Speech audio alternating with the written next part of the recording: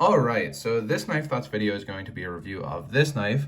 And as you can see, this is the Spyderco Para 3. And this is the newer and smaller member of the military family from Spyderco, with the Paramilitary 2 and the full-size military. And because this is a smaller knife, it's not a knife that I would typically think I would like.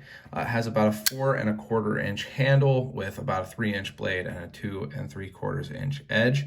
Spyderco has more exact measurements on their site, but I don't really like the Paramilitary 2 because I feel that the main grip area, so this area here, is too small for my hand. And on the Paramilitary 2, this corner right here at the butt of the knife is sharper and it's higher. So that for me, when I'm gripping the Paramilitary 2, it forces my pinky right onto that corner, and it's just never seemed very ergonomic to me, and you get a very small main grip area as compared to the full handle length. And so I've never really enjoyed the Paramilitary 2, so it seems strange that I would enjoy the Para 3, being that it's smaller. But I have found that I do, and I was shown this knife by another knife enthusiast this past year, and was really surprised to see how ergonomic I thought that it was. And the reason for that is because this corner is rounded because it has these FRN scales. I have never seen or held the G10 version, so I'm not sure if the G10 version is as rounded, but on this FRN version, it is nice and rounded. And so for me, what that means is that I get a 3-finger grip.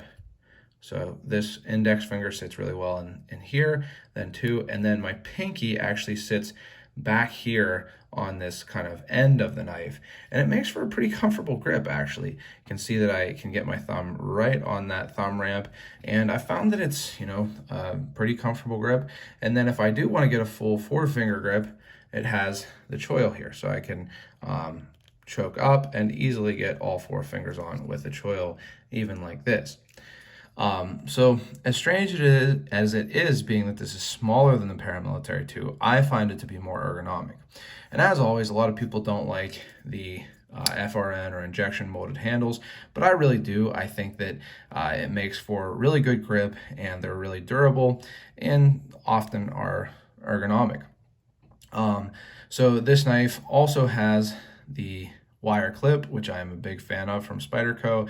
It sits pretty deep in the pocket, works really well, and is pretty, durable. And then it has the compression lock. I'm a big fan of the compression lock. It is a easy lock to use. You don't have to put your hand in the way of the blade as it closes, and a lot of times it'll swing closed. Now, I got this knife secondhand. It had, some scratches, had been used and everything, and it's definitely a user for me. And when I got it, I did adjust the pivot a little bit. It was a little bit easier to close, drop closed, but it also had a little bit of blade play. So I took the blade play out. It's still easy to, close with one hand. As you can see, you just have to push it the whole way closed sometimes, part of the time. So nice action on it. Now, it is off center, and haven't been able to fix that. When I adjusted it, it would not fix it. But it also doesn't have any play in that closed position, really. So I'm, it's not something I'm concerned about. When you open it, it doesn't rub against the handle or anything. So I think it's not a big deal to me. And this has CTS BD1N steel, which is not a super steel at this point. It's not a top tier steel, but I found it to be, very easy to sharpen and get to a really sharp edge and work well. I'm not a big steel person, so, a lot of people, they do sprint runs in this knife with fancy steel, but this works for me. And I have used this knife a good bit since getting it, and find that it cuts really well. Doesn't have a super long blade, as I mentioned, but, you can get good cuts with it because it is a relatively tall blade for the length. And then also, because it is a relatively tall blade, they got a really, really good sized spider hole onto this knife. So to give you some comparisons here, you can see that the spider hole on the Chalkway, or I'm sorry, this is the Watu, the newer, smaller version of the Chalkway, and then on the Ouroboros are both smaller. And so I do like the size of this spider hole. It makes it really easy to open. I've used this wearing gloves, and it has been easy to use. So I've been happy with that, and I have been enjoying these smaller knives more, especially from Spyderco, like these, the Watu and the Ouroboros, the Banter from Wee Knives and Ben Peterson.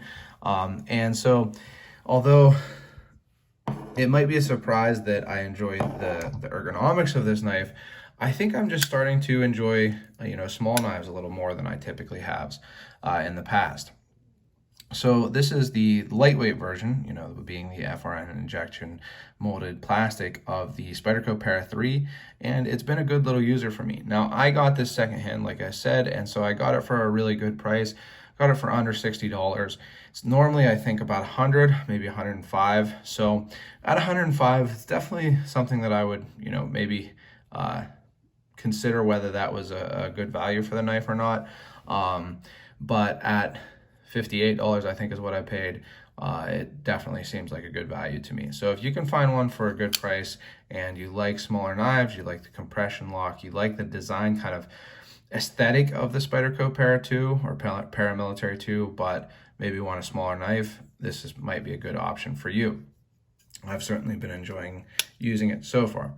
So I hope this video is helpful to you. Feel free to leave any comments you have with questions or anything like that, and hit the thumbs up button if you enjoyed the video. If you enjoy videos like this, I've got lots of other ones and I have more coming, so you can subscribe to my channel and hit the bell for notifications. And also I'm on social media, Instagram, Facebook, everything like that at Knife Thoughts, and I have my website, knifethoughts.com, where I post articles on knives like this and knife-related topics. And as always, last but not least, don't forget to go out and do good.